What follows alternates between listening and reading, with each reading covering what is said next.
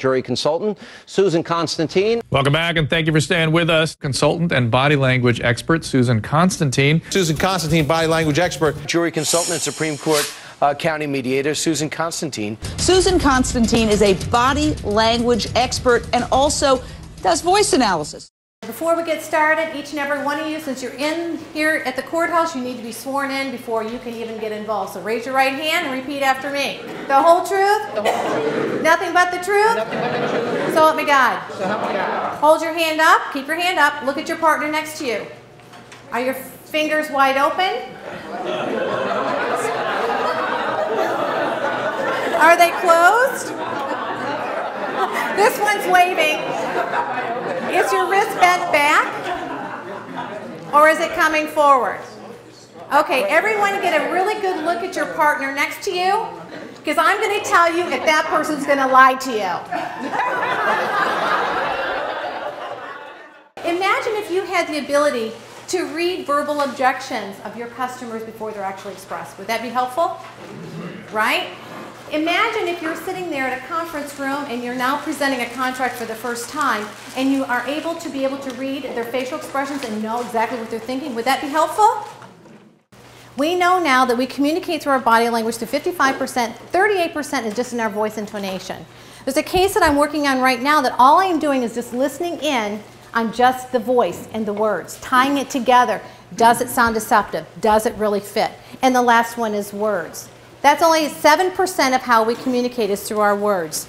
So what people are actually saying really don't hold a lot of weight to it, because the other 93% is much more important. Do you agree? Yes. So the first thing you want to do is what we call norming. Norming is just that 5-minute introduction. You just sit and chit-chat with them. You find out about stuff about them, what's going on, the weather, you know, just kind of the ambiguous stuff. Stuff that's not going to increase the anxiety, okay? You use that as your baseline, and that's what we call their norm. That's when they're not under stress. That's the norm. Then you compare everything to that norm, and that is when you're starting now to note for your shifts and your changes, okay? So when let's say you're in a negotiation, you've already established their norm, the kind of opening 5-minute statement, and just chit-chatting along, and now you're talking about how much it's going to cost. You see them shift. What does that tell you? How to read those little micro flashes of facial expression. So you're going to actually see a video of what that really looks like, because every single muscle in your face is telling a story. And when you're with a customer or with a client or with an employee, you're able to read those little micro expressions that actually tie together, tells you what they're thinking and feeling.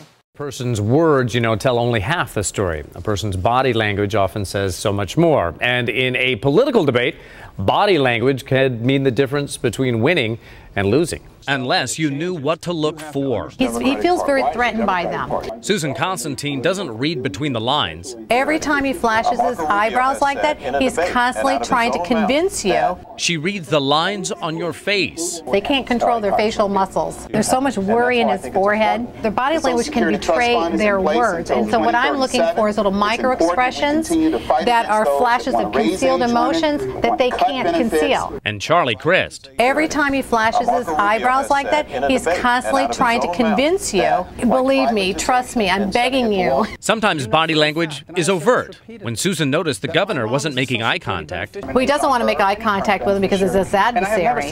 She wasn't the only one. You can't even look at me when I tell you these things. The one I felt that was most trustworthy was Rubio.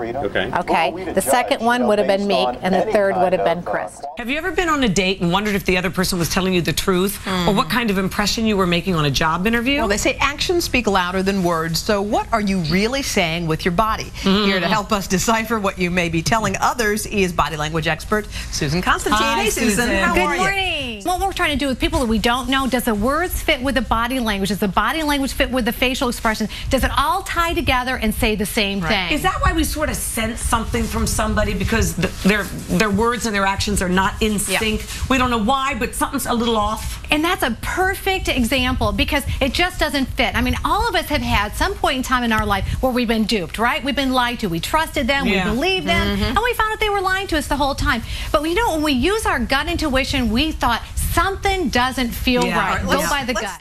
Those everyday lies, the ones where there's no fear of being caught, okay? There's no reward from it. Those are everyday lies. People can do those quite seamlessly, and it's very hard to detect if someone's lying.